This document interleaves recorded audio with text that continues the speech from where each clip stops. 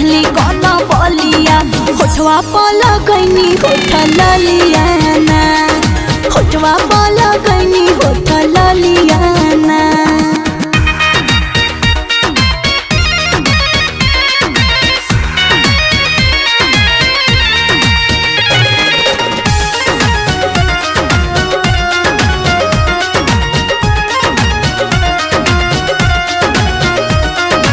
Scent के शीशी नियन गमकेलू हीरा के जैसन तू चमकेलू।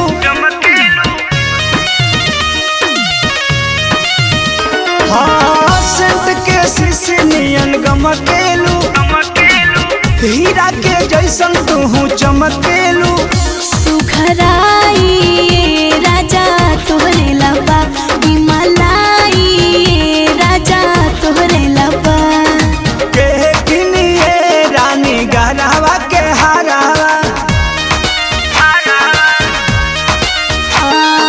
तू ही किनबे राजा गहरावा के हरावा। चमकत साड़ी मखमलियाना अरे चमकत साड़ी मखमलियाना।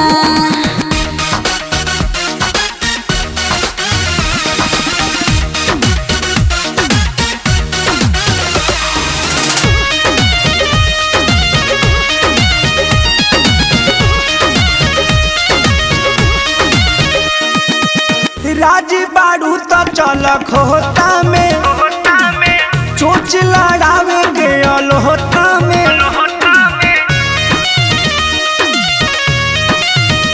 हाँ राजी बाड़ू तो चल खोता में चोच लड़ावे के अलोता में। ए जानू मड़वा में जहिया से नूल पहरी दबे टंगरी पर राजा टंगरी चढ़ी। अरे कावा